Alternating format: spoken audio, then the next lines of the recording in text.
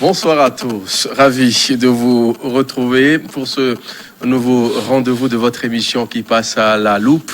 L'actualité concernant la maladie à coronavirus, nous sommes bien sûr le mercredi 26 août 2020. Dans ce numéro, nous allons devoir passer au crible ce thème, coronavirus. L'Afrique pourrait avoir passé le pic de la pandémie selon l'Organisation mondiale de la santé. Comme invité au plateau, nous avons docteur Essot Thomas Beweli. Il est médecin de santé publique. Il est aussi directeur général de l'Action sanitaire. Bonsoir, docteur DG. Merci d'être là. Merci de nous donner encore cette occasion pour nous adresser donc à nos concitoyens et concitoyennes à propos donc de cette pandémie qui a ébranlé le monde entier et donc particulièrement le Togo. Et donc, ce serait l'occasion encore d'insister sur un certain nombre d'aspects pour que chacun apporte sa contribution, sa pierre dans la lutte contre cette pandémie dans le monde et au Togo en particulier. Parfait. Alors, quand on parle bien sûr de l'action sanitaire, il s'agit de quoi pour un profane comme moi qui ne suis pas bien sûr de votre domaine? Très bien. Alors, l'action sanitaire, comme vous voyez le mot, action dans le domaine de la santé, dans le secteur santé, revient à toutes les interventions, toutes les activités sanitaires à l'endroit donc des demandeurs, donc des bénéficiaires, la population. Et donc, notre département s'occupe, par exemple, de la lutte contre la maladie, Covid-19. C'est une maladie, et donc toutes les maladies en général. Les programmes de santé prioritaires, parce que par rapport à l'action sanitaire, on ne peut pas mettre des programmes pour toutes les maladies. Il y a des priorités. Et donc, c'est nous qui nous occupons de ça, c'est notre département. Il y a ce qu'on appelle la spécificité par rapport à la femme et l'enfant, santé mère-enfant. Ok. Très bien. Pour réduire la mortalité maternelle, mortalité infantile et néonatale. Il y a ce qu'on appelle les soins curatifs. Parce que devant une maladie, vous allez dans un structure sanitaire. Donc, ce qu'on appelle les établissements de soins. Donc, tout ce que nous pouvons faire pour que les gens reçoivent les soins de qualité dans l'information sanitaire rentre dans notre mission. Il y a le BABA, j'aurais même pu commencer par là, l'hygiène, l'assainissement de base, qui contribue énormément à réduire les maladies si vraiment on met beaucoup d'actions là-dessus.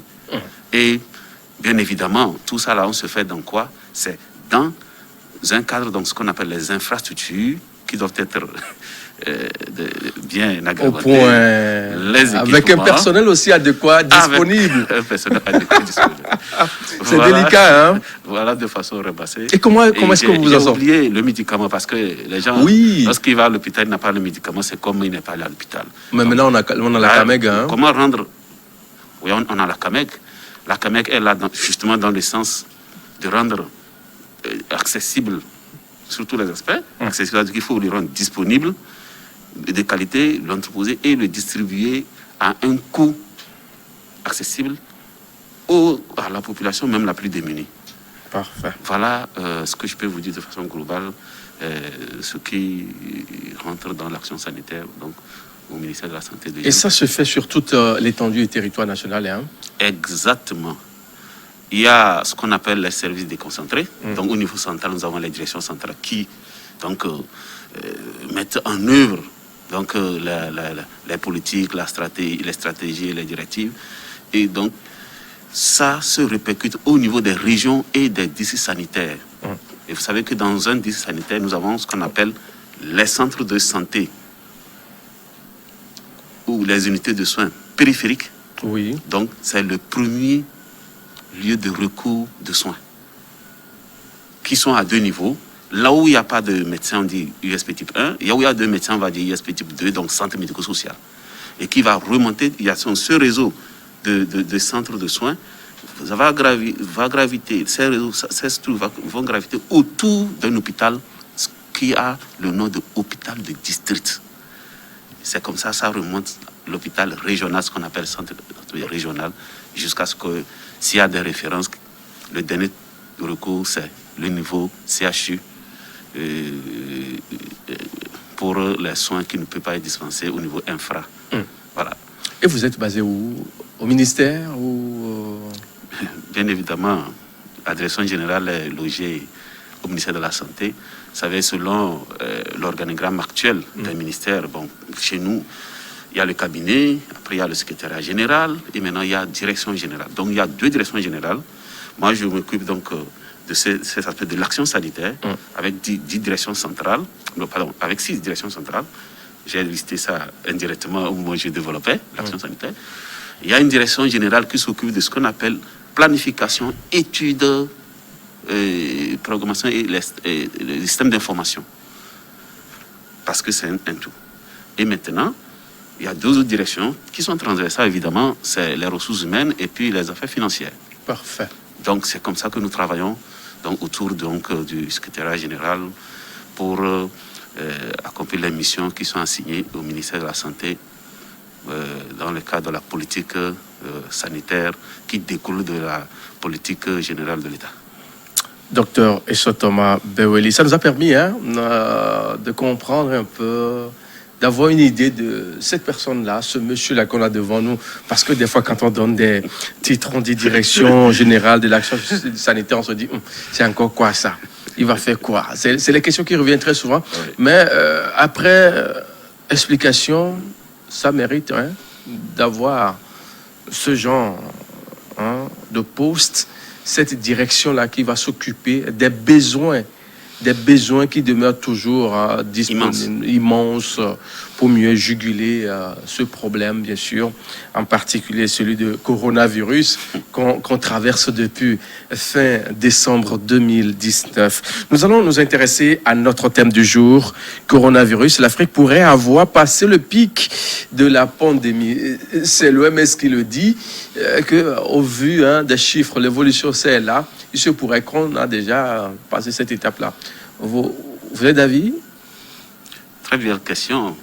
Donc, vous suivez vraiment l'actualité mondiale et particulièrement pour la Covid-19. Bon, l'OMS, ça c'est le premier conseil technique de la santé. C'est pour ça qu'il y a des représentations de l'OMS dans tous les pays. Et puis au niveau donc, des régions, ici, la région Afro. Alors, vous voyez, l'OMS a dit pourrait.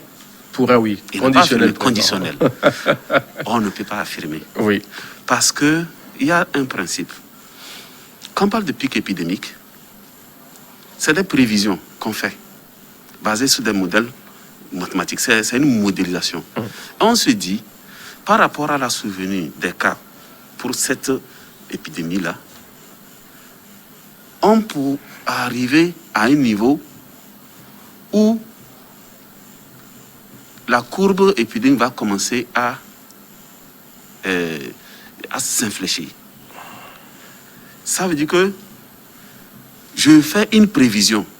Mais cette prévision, ma foi, je vais vous dire, la plupart des épidémies que nous gérons, ce n'est pas seulement le Togo. Ici, c'est une pandémie. Mais il y a des épidémies qui sont circonscrites à des régions. C'est rare que la prévision, là, soit réalité au finish. Pourquoi?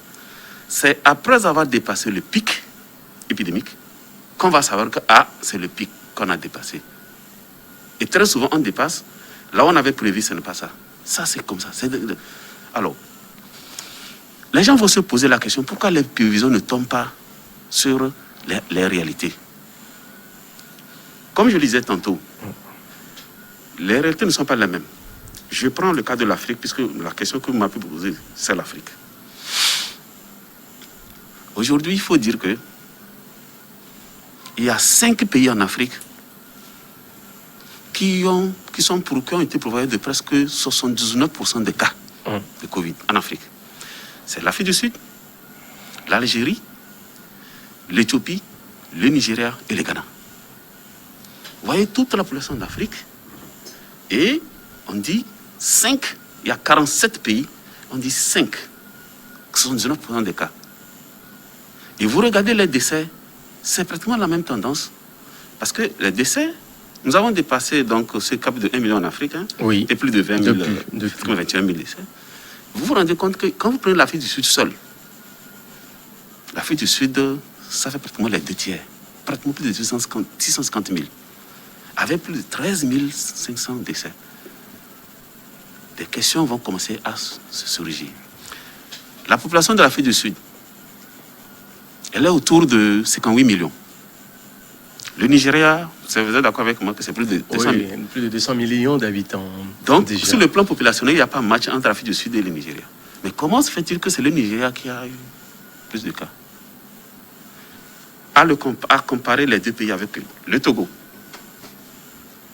Donc, il y a des paramètres qui entrent en jeu. Parce que tous les pays, lorsqu'il y a épidémie, les pays mettent ce qu'on appelle les mesures de lutte pour pouvoir contrôler la maladie, pour pouvoir arrêter la propagation. Chaque pays a fait dans le cas de la Covid-19. Voilà pourquoi l'évolution naturelle de l'épidémie, c'est l'objectif de la santé publique, de l'épidémiologie. Vous mettez des actions pour pouvoir arrêter. Donc, l'évolution naturelle de cette épidémie va être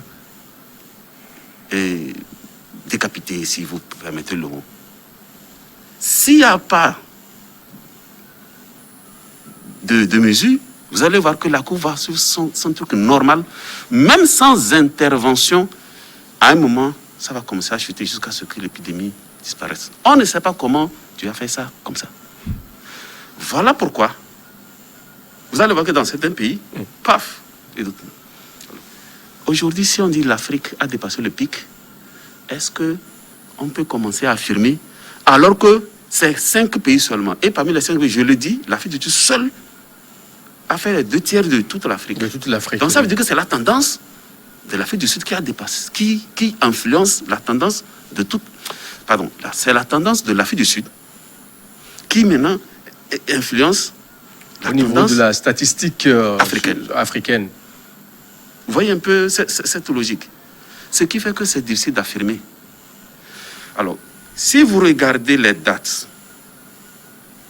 la plupart des pays d'Afrique, c'est 4, 5, 6 mois de gestion. Parce que le premier cas chez nous, c'est février, mars, et puis en venant. Mais il y a quelque chose de commun. Parce qu'on a vu que, même pour le Togo, c'est dans le mois de juillet qu'on a eu une augmentation. Et les chiffres sont restés, ça augmente. Et puis, on se dit, mais pourquoi? Mais ça n'a pas atteint ce qu'on a. On avait eu une semaine, là, 149 cas. C'était la semaine, la semaine 11, la semaine du 11 mai, on a eu 149 cas au Togo. Et il y a les 6 dernières semaines, ça monte, ça n'a jamais atteint ça. La semaine passée, c'était 141. Donc, qu'est-ce qui s'est passé? Le Togo, vous avez vu les mesures que le Togo a mises en place. Les premières mesures étaient très drastiques. Jusqu'à état d'urgence, bouclage des villes. Et ça fait que... C'est la même tendance en Afrique du Sud parce que j'ai regardé. Et encore, l'évolution, c'est au mois... Quand vous regardez la courbe, c'est aussi au mois de juillet, c'est en mi-juillet quelque part, qu'on a vu la courbe commence à s'infléchir.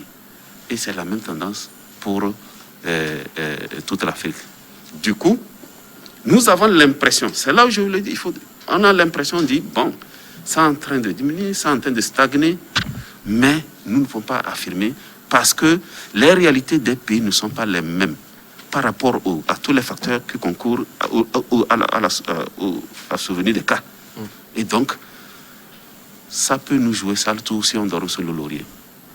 Voilà pourquoi c'est la prudence, c'est la vigilance pour éviter... parce qu'il y a un relâchement qu'on constate dans beaucoup de pays, notamment dans notre pays, par rapport aux mesures de lutte. Pour le cas togolais, on va en parler dans un instant à l'autre, mais on va s'intéresser encore un peu à l'Afrique dans tout son ensemble. On va comparer un peu dans l'Afrique, celle qui est dite blanche et celle qui est noire. On a comme impression que la maladie a beaucoup plus sévi. Dans l'Afrique, blanches, je veux parler de l'Égypte, Maroc, Algérie, Afrique du Sud, comparé, par exemple, dans l'Afrique de l'Ouest, par exemple, on a le Nigeria qui enregistrait pas mal de taux, mais ce n'est pas vraiment ça comparé à d'autres pays sur le continent qui se trouvent dans ces zones-là humides en quelque sorte. Alors, les chiffres qu'on communique, c'est les chiffres officiels. Alors, il y a les systèmes de surveillance que chaque pays met. Et le système, donc, les différentes stratégies pour pouvoir dépister tôt ou se limiter juste sur les cas suspects, c'est-à-dire que lorsque vraiment il y a des symptômes. Ce qui fait que aujourd'hui, on a vu effectivement qu'il y a plus de cas dans ces pays, Afrique noire. Mais je ne peux pas affirmer ici que chez nous, dans le Nigeria, je ne sais pas si on peut se dire qu'il y a une efficacité dans la détection, dans la surveillance. Vous voyez, c'est un paramètre sur lequel je ne peux pas me prononcer. C'est au cas par cas. Maintenant, est-ce que sur le plan noir et choses, est-ce qu'il y a quelque chose qui fait que nous, peau tellement noire, c'est moins que l'Afrique blanche, la recherche est en cours, et comparativement aussi à l'Occident, on nous dira tôt ou tard si vraiment la race est un facteur dans la transmission donc, de ce virus. La situation en Afrique semble être plus ou moins stabilisée. Le pic serait peut-être conjugué au passé, selon les mots de l'Organisation mondiale de la santé. Mais quand on essaie de voir un peu ce qui se passe dans le reste du monde aujourd'hui, on a comme impression que certains pays ont commencé par renouer avec l'éternel problème de contamination en masse. Je veux parler bien sûr de l'Espagne, je veux parler de la France, et les États-Unis n'en parlons même plus. Vous savez, tout le monde sait, et tout le monde sait les conséquences très désastreuses de cette maladie sur le monde entier. L'arrêt ou la diminution des activités socio-économiques. On va faire des mois. Est-ce qu'on va laisser la population confinée, sans activité socio-économique, et dire que c'est la meilleure solution pour gérer une maladie, endiguer une maladie? Ce n'est pas la meilleure option. Voilà pourquoi on dit qu'il faut vivre avec Covid. Apprendre à vivre avec Covid. On ne dit pas de baisser, de relâcher, pas de relâchement, mais d'être toujours prudent. C'est deux choses, il ne faut pas relâcher. Donc les mesures de prévention, les gestes barrières, dans ces pays, vous avez vu que la France est maintenant en train de durcir le port obligatoire des masques dans les entreprises. Parce que on interdit même quand ils ont déconfiné, de plus de 10 personnes aussi. Ils ont déconfiné, ils ont vu les chiffres qui ont commencé il y aura une nouvelle flambée. Alors que on a vu la courbe s'infléchir jusqu'à ce qu'on voit qu'il y avait moins de cas. Alors, qu'est-ce qu'il faut faire? En tout cas, moi, personnellement, avec l'expérience que j'ai, je ne suis pas dans le schéma de dire qu'il faut continuer à confiner. C'est pour ça, vous voyez, moi, j'apprécie beaucoup actuellement la stratégie utilisée par le Togo. On essaie de circoncire là où il y a foyer, ce qu'on appelle les clusters, là. Un foyer contagieux, on circoncile, on règle. Les autres, ça continue normalement avec qu'on veille à ce que les gens respectent les mesures barrières. Oui. Donc, toujours continuer à avoir tellement peur de cette maladie et ne pas faire décoller les activités socio-économiques, ça va être un véritable marasme économique et je ne vois pas un pays africain comme le Togo pouvoir faire tenir dans 1 an, 2 ans si on ne fait rien. Donc nous allons apprendre à vivre avec la Covid-19 et la discipline que nous recommandons, c'est l'aide de règles. Je pense qu'on va aller loin. Alors, justement, quand On s'en tient bien sûr à cette déclaration de l'Organisation mondiale de la santé qui dit que l'Afrique pourrait avoir passé le pic. Il serait peut-être un mois déjà, je ne sais pas, ou 2 semaines, je ne sais pas, ou 3 mois, je ne sais pas. Si on s'en tient à cette déclaration et on fait un retour sur certaines déclarations de l'Organisation mondiale de la santé qui dit l'Afrique n'a qu'à se préparer, se préparer au pire, hécatombe. On n'a qu'à apprendre aux Africains à se laver les mains. On n'a qu'à faire ci, on n'a qu'à faire ça. Finalement, qu'est-ce qu'il y a joué en la faveur de l'Afrique? Si jamais on n'avait peut-être pas le cas sud-africain, là, on serait peut-être les champions en matière, bien sûr. Qu'est-ce qu'il y a finalement joué en faveur de l'Afrique? Alors, la réponse, c'est cette promptitude, cette réactivité au niveau des gouvernants. Vous voyez, tous les pays africains sont réveillés. On a mis dans chaque pays des comités de haut niveau présidés par les chefs d'État. C'est la tendance dans la plupart des pays africains. Hier, il y avait le comité régional de l'OMS Afrique, ça a été dit. Et en dessous, des comités techniques, des comités de coordination. Et on a commencé, parce que quand on montrait les images de la Chine, de l'Europe, des États-Unis, l'Italie, donc on se disait, mais comment?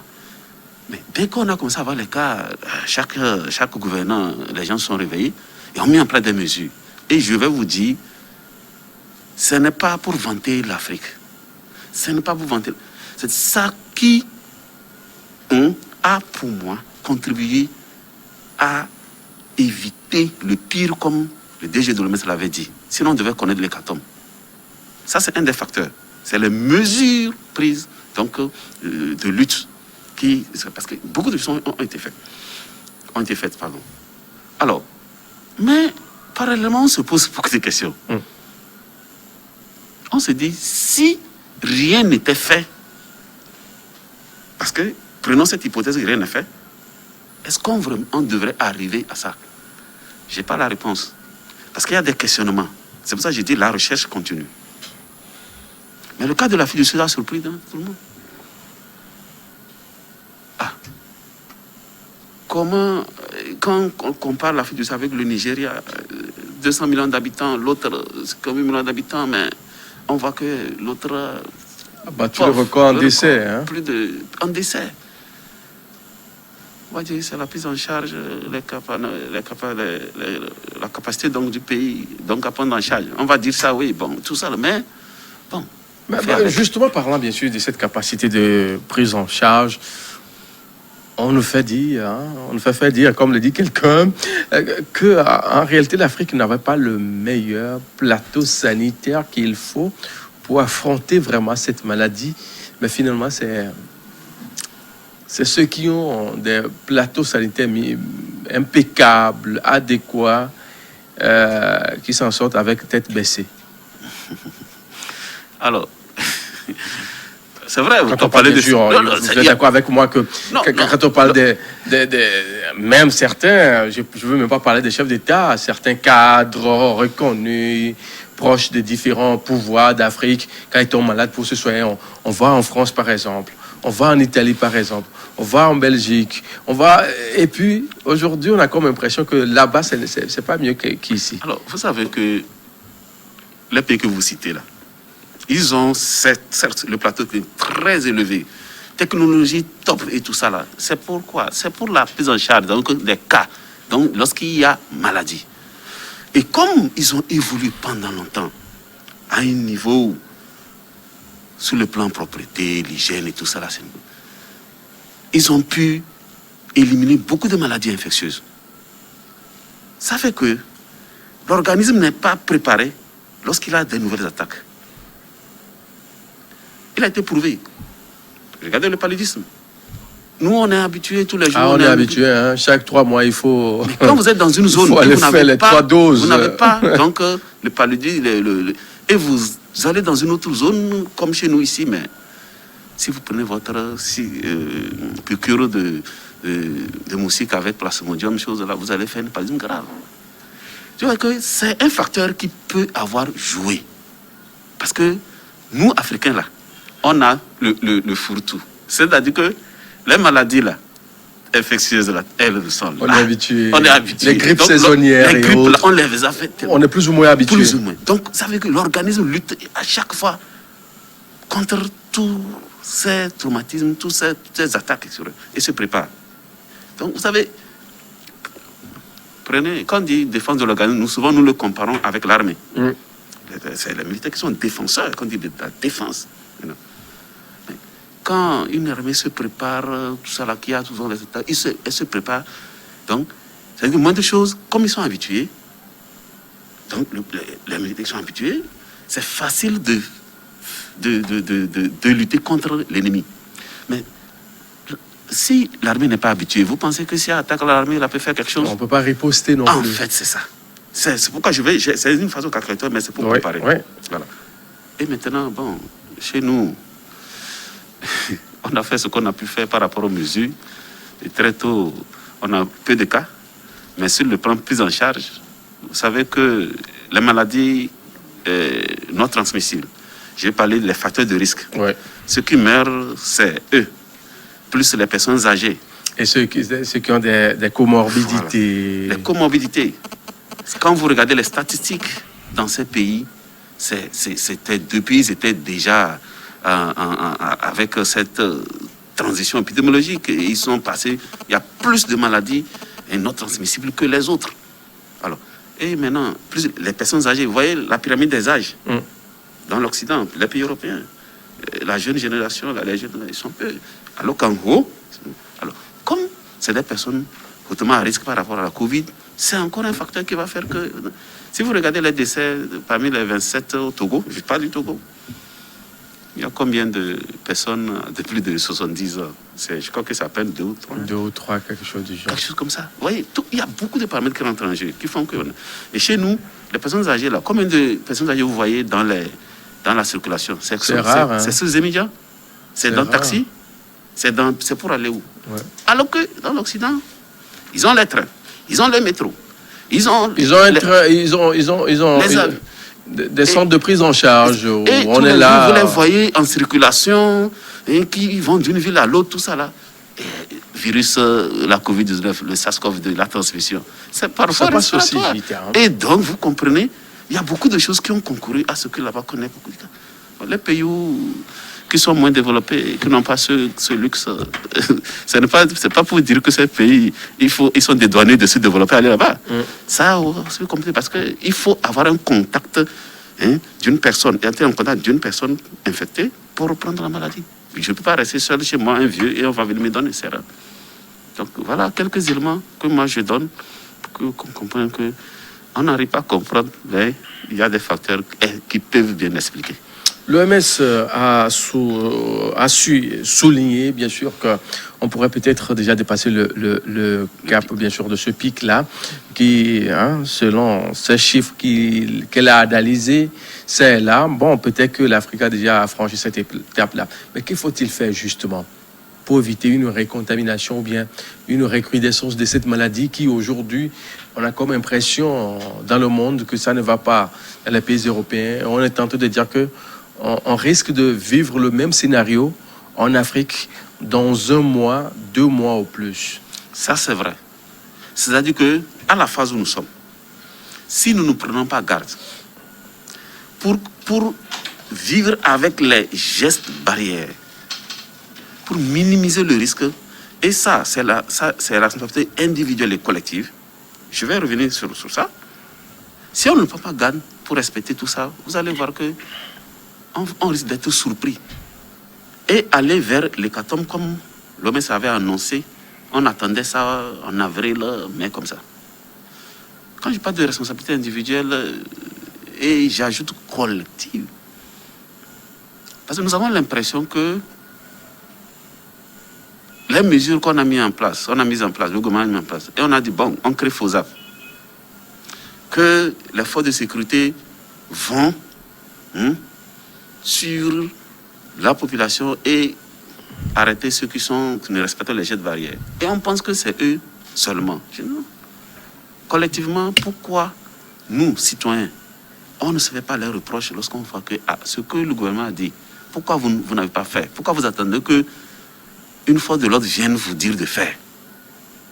ça peut se faire entre nous. Par exemple, si je rentre ici et je vois qu'il y a des défaillances par rapport à la recommandation du gouvernement, je ne dois pas aller dire à FOSAP ou bien une fois de l'ordre de venir. Il faut que je... Mettre de l'ordre dans ce petit désordre-là. Chers amis, voilà ça. Je me rends compte que ce n'est pas dans la culture de l'Africain en général, et en particulier le Togo, là. Il faut que quelqu'un vienne, voilà, alors que entre nous, on peut se faire dans les feux rouges, dans les marchés, dans les supermarchés, bref, dans les lieux publics. Vous voyez les lieux publics qui nous créent problème aujourd'hui. Les bars, les enterrements, les mariages, les fêtes traditionnelles. Vous avez vu ce qui s'est passé aujourd'hui. On a des problèmes dans les régions du Septentrion, notamment région centrale. Donc, pourquoi, lorsque c'est comme ça, pourquoi entre nous, on ne se fait pas ces reproches et on attend que ce soit les forces de l'ordre? Je crois que ça, alors que ça va être très efficace si on rentrait dans ce jeu. Je n'ai pas besoin. Si je meurs là, ce n'est pas une faute de l'ordre qu'on va prendre pour enterrer à ma place. Non, non. On vous enterre seul. Hein? Seul. C'est ni venu connu. Chacun tourne le dos et puis bon, c'est que tel homme. Très souvent, on dit il est mort. Il est mort. À la troisième personne du singulier. Très bien. Mais vous êtes déjà parti. Hein? C'est parti. Alors que ces gestes simples suffisaient d'éviter ça. Je voudrais bien rappeler, hein, parce que quand on parle de Covid-19, aujourd'hui, il y a encore le déni. Je voudrais rappeler que Covid-19, nous l'avons toujours dit, n'épargne personne. Je n'ai pas vu de catégorie de personnes que Covid-19 a épargné dans un pays. Tous les âges, toutes les catégories socio-professionnelles. Et on sait que les personnes à risque, j'en ai déjà parlé, sont plus. Les personnes avec beaucoup de maladies, sont plus à risque. Hypertension, diabète. Et que souvent, c'est parmi eux qui a la complication, puisqu'on meurt de la complication de Covid. Donc, il faut qu'on prenne garde. Il faut vraiment actuellement lever de conscience pour qu'on se dise que nous sommes. On est en train de sauver l'année pour les élèves. On est d'accord.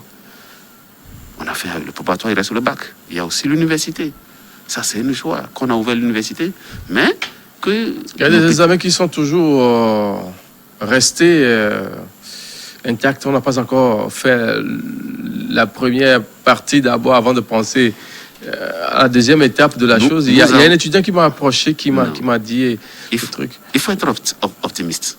Je me dis que ça va aller. On a eu le choc d'une maladie. Ça, c'est une crise mondiale, c'est pas seulement le Togo. Oui, dans d'autres pays, c'est carrément année blanche. Hein? Année blanche. Ici, il faut avoir confiance aux dirigeants des deux universités qui vont progressivement, avec toutes les mesures qui sont mises en place, avec l'accompagnement du gouvernement, pour arriver à boucler l'année avec les examens. Et je dis bien, il faut avoir confiance pour... parce que le scepticisme, vous savez très bien, qu'on est très sceptique, derrière le scepticisme, qu'est-ce qu'on gagne? C'est qu'il faut être optimiste. On va y arriver. Moi, j'ai foi. Personne n'avait pensé que vraiment on va arriver à ouvrir les universités. Parce qu'au moment où on a ouvert les écoles, les gens se disaient, mais comment? Mais on a ouvert les universités. Ça fait peur, mais bon, on dit vivre avec Covid. Donc, il faut aller au cours, aller composer avec Covid.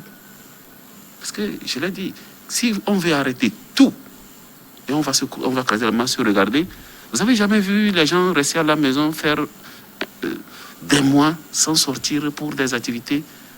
Vous êtes sûr qu'en le faisant comme ça, d'abord, il a été démontré que lorsqu'on vous enferme,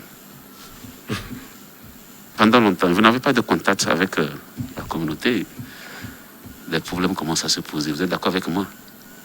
Pour que vous compreniez, pour vous remettre dans la société, non seulement l'organisme reçoit le choc, je parle de maladies organiques, hein, mais sur le plan... Psychologiquement, vous êtes affecté. Donc ça veut dire que des deux côtés, vous avez problème. Votre immunité même va baisser. C'est pour ça, quand vous voyez, quand on sort, c'est une forme de détente quand vous sortez pour aller travailler. Même si vous allez travailler et que le jour où vous êtes, il n'y a pas un revenu qui vous est revenu, que même si vous êtes dans le privé, je vous dis, il y a quelque chose que vous avez gagné dans votre vie en allant travailler et revenir à la maison. Donc, mesures barrières. Justement. Il y a un autre débat qui se fait depuis quelque temps. Pourquoi autoriser les bars à ouvrir et que les églises, on sélectionne ça et là, alors que dans les églises, peut-être que les mesures barrières seront beaucoup plus respectées que dans les bars. La question des bars, c'est une question trop... C'est-à-dire qu'elle est épineuse. Parce que c'est facile quand on dit qu'il faut fermer les bars. Mais derrière ça, qu'est-ce que ça peut donner comme effet dans la population togolaise? Ce n'est pas seulement au Togo qu'il y a la boisson, c'est dans tout le monde entier. Les statistiques, vous les connaissez très bien. Si on dit on arrête, on ferme tous les bars, qu'est-ce que ça peut donner comme effet dans la population? Il faut chercher à trouver des réponses à cette question. Si on ferme et que vous vous rendez compte que ça donne un effet qui n'est pas bénéfique pour la population, il vaut mieux garder et mettre des mesures plus restrictives. Mais si vous pensez qu'en fermant, vous allez trouver la solution, ma foi, en tout cas, j'ai compris que le gouvernement togolais s'est réservé depuis le début de ne pas fermer formellement les bars. Et a fait une restriction. On a dit les trucs fermés là, les boîtes de nuit, les distos, parce que là-bas c'est confiné. Mais les bars, vous avez vu que la dernière fois, pour les fêtes traditionnelles, on a dit on va fermer les bars au moment des fêtes, lorsqu'il y aura fête dans une préfecture. Donc le gouvernement ne veut pas dire je ferme totalement les bars. C'est une question qui n'est pas seulement de santé publique, mais c'est économique. Il y a plein de gens, je n'ai pas les chiffres en tête, qui vivent sur ce commerce. Si on arrive à nous donner les chiffres du nombre de gens qui vivent essentiellement sur le revenu lié à ça, je suis sûr que si vous êtes dirigeant, vous n'allez pas rentrer dans le jeu des je vais fermer les bars. C'est le commentaire que moi je On en a fait dans d'autres pays. Bon, quand on a fait... Prenons le cas de l'Afrique du Sud, on a fermé la vente et ça donnait quoi? De cigarettes, boissons et autres. Ça donnait quoi? Mais ça peut-être qu'on contribue à mieux juguler la situation. Je ne suis pas en train de... Mais pour les églises, vous êtes d'accord avec moi qu'une lutte, elle est d'abord spirituelle avant d'être physique. Et quand on fait une lutte depuis plus de 5-6 mois, on n'a pas vraiment la chance d'atteindre le bout du tunnel. Il faut quand même donner le hockey aux hommes spirituels de voir autrement la situation. Et quand on parle de l'Église aussi, quand même qu'on n'aimait pas l'argent devant, mais aujourd'hui, ils font quand même, ces églises-là, ou bien les pasteurs font quand même un bon chiffre d'affaires pour nourrir d'autres bouches. Vous êtes d'accord avec moi? Et elle est fermée. La fois dernière, on a donné l'autorisation à 16 encore à rouvrir. Alors, moi, je suis chrétien catholique. Le pape François a dit, si vous allez dans un lieu de prière, on vous réclame l'argent, sachez que ce n'est pas un lieu de Dieu. Je voudrais donc partir de là pour dire que même si ça rapporte 1 franc au pasteur, à tout ça là. Bon, pas forcément ce n'est pas le pour côté ça qu'on a financier, le côté spirituel oui, aussi. Donc c'est pour le côté spirituel. Et donc, comme on a dit de vivre avec, pour vivre, j'ai besoin de prier. Et il y a la prière individuelle. Nous sommes là, tu pries chez toi seul. Maintenant, il faut se retrouver. Donc, par moment, pour qu'on s'accompagne mutuellement dans cette prière. Donc, c'est pourquoi le gouvernement a accepté l'ouverture, mais en disant, vraiment, ils se sont entendus avec les hauts responsables pour le respect des dispositifs de prévention. Et là-bas aussi, ça ne serait pas bien que dans ces lieux de culte, que les responsables, je vais parler donc les pasteurs, les prêtres, les imams et tout ça là, il ne faut pas qu'ils relâchent. Ils doivent mettre un système pour qu'eux-mêmes veillent à ce que ces mesures soient respectées. faut pas donner l'impression qu'eux, ils vont faire recours aux forces de sécurité. Non, mais ils le Ça font va être- déjà mieux. Hein. Voilà, et ça passe. Et si tous s'entendent comme ça, on va vivre comme ça avec vivre avec Covid. Bon, les gens n'aiment pas, certains n'aiment pas aussi qu'on le dise comme on le dit, mais ça permet, hein, ce plan spirituel, hein, qui va maintenant de pair avec le fait qu'on veut sauver donc le volet économique pour le pays et les ménages. Donc pour les églises, on en a encore pour longtemps. On en a pour longtemps. Maintenant, il ne faut pas que nous amenons le gouvernement à durcir les mesures. Vous savez, le communiqué de la semaine qui boucle Tsokodé, Tchamba et Adjingri. Oui. Il ne faut pas. Quand vous regardez les districts, vous allez vous rendre compte que il y avait des cas dans certains districts, on a bouclé, on a géré. Aujourd'hui, c'est presque silence. Je ne dis pas qu'il n'y a pas de cas. Je donne l'exemple de Meaux. Vous vous rappelez Meaux? La plaine de Meaux. Oui, Oui. maintenant, c'est moins. Il y avait, par exemple, des Tandjouaré. C'est monté, mais il y avait. Donc, il y a certaines. Dès qu'on allait circonscrire, on a mis les actions, taf. Mais il y a des districts où on fait tout, mais ça ne change pas. C'est le cas de Tchaoudjo. C'est le cas de Assoli et Koza qui risquent de suivre la même allure que Tchaoudjo.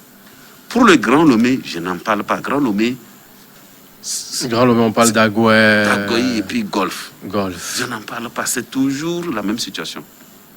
Donc, mais quand je prends l'intérêt du pays, Zio, il y en avait eu des cas silencieux, mais malheureusement, dans la semaine, on a eu 2 cas. Donc, on est en train de réfléchir. Dans le Zior. Oui.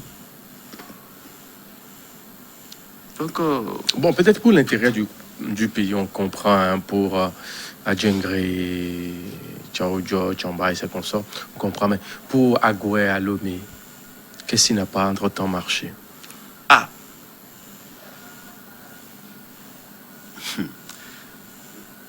avec le nouveau découpage administratif, il y a Agoué avec les communes, les 6 communes, et puis Golf avec les 7. Lorsque vous quittez Agoué, est-ce que la plupart des gens qui habitent dans Agoué travaillent dans Agoué? Et Golf, c'est vice-versa. Donc ça veut dire que plein de gens vont quitter, paf, pour aller dans Golf. Donc, le centre-ville, ou dans d'autres communes pour travailler. Parce que toutes les activités socio-économiques là, ce n'est pas, vous ne pouvez pas dire que Agoué a tout. Les marchés sont là. Tous les petits marchés des villes ou des communes, les marchés qui sont. L'approvisionnement se fait où? C'est dans le grand marché de Lomé. De Lomé. Ou à Djiranaoué. Ou bien dans les grands magasins. Mais ces grands magasins gravitent toujours autour de ces grands marchés. Donc, partout il y a croisement des gens, de la population, le risque est là. Et ces gens, la personne va revenir chez elle. Peut-être qu'elle a pris ça là-bas, on ne sait pas. C'est ce qu'on appelle, le jour où on constate sur la personne, la personne n'est pas contact de quelqu'un. La personne n'a pas voyagé, on dit c'est une transmission communautaire. Et c'est ça qui circule. Aujourd'hui, cette transmission communautaire-là, c'est une bonne proportion, hein, parce que je crois que jusqu'à hier, c'est 27%. Hein. Et les gens qui sont contacts, c'est 47%. Vous voyez que 27% des gens togolais, on ne sait pas où est-ce qu'ils ont été contaminés. Donc, ça explique cette circulation du virus dans le Grand Lomé. Donc, on ne peut pas aujourd'hui dire que Grand Lomé, on a maîtrisé, parce qu'on n'a pas encore bouclé une localité. Mais tel que ça évolue, si on ne sait pas faire, on peut commencer à boucler, hein, des communes, par exemple. Si on voit que dans une commune c'est trop, on peut commencer à boucler. Ça, parce que c'est la stratégie qu'on peut faire pour ne pas bloquer de façon générale les activités dans le pays. Merci beaucoup, docteur Essot Thomas Beweli. Je rappelle bien sûr que vous êtes médecin de santé publique, directeur général de l'Action sanitaire. On va conclure, c'est déjà la fin. Alors, je voudrais profiter de cette occasion pour remercier mes collègues agents de santé. Ils sont au premier front, ou disons, nous sommes. Et il se fait que, comme dans d'autres pays, beaucoup ont été infectés. Nous sommes à 80. Parmi les 80, 70 c'est des agents de santé, les autres, c'est des agents d'appui qui nous donnent une proportion d'environ 6% parmi les positifs. C'est élevé. Ah, oui. Donc, c'est là où, par rapport aux efforts du gouvernement, nous comptons bien parce que les mesures sont en train d'être prises pour renforcer davantage les équipements de protection. Et donc, en retour, je voudrais que ces équipements soient bien utilisés, correctement utilisés par les agents de santé. Nous avons prêté serment pour soigner. C'est notre rôle.